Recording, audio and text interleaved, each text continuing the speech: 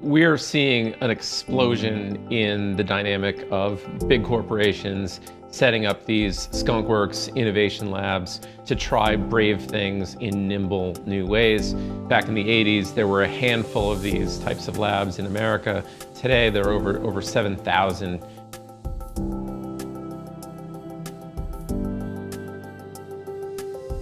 So there are a bunch of different meanings and applications of a quote-unquote innovation lab. You have labs that are genuinely places of experimentation with no accountability for delivering tangible impact to the balance sheet. You've got labs that try and build things and get them to early stage proof of concept in the marketplace. You've got incubators, and you've also got an intersection of all this with venturing.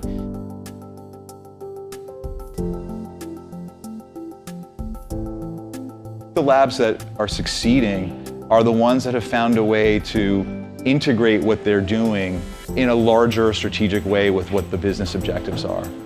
From our experience, working with a lot of amazing labs in very different sectors, from tech to food to financial services, we see that the best run labs are effectively acting like a bridge between the inside world of the company and the world outside.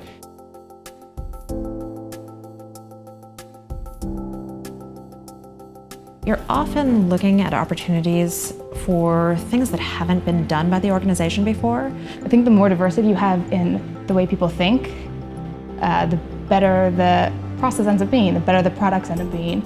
A great innovation lab team is one that approaches every problem with a how can we make this work attitude, as opposed to a can we make this work attitude. Figuring out what the biggest question about the idea is. So a lot of times we'll go through a first stage and figure out what people liked and then what's the biggest, weakest link in the idea, and we'll go and test that in the next round. So each time we're trying to break the idea.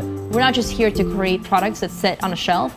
We're here to create things that create value. It's very easy to come up with really amazing, fun and imaginative ideas. It's hard to turn them into relatable but also commercial and lucrative businesses that have a steady state growth rate. The problem definition is really important. To think about that through the lens of the consumers that they want to serve, or the consumers they currently serve, the channels through which they currently serve them, or the emerging channels that they might get to look outside the company, even outside the industry, at the trends, the technologies, the business models that are developing and that will have an impact on the business. The best run labs will go revisit all their original assumptions at a healthy cadence and say, okay, well, what have we learned, not just in the areas where we're working, but about the way we're working?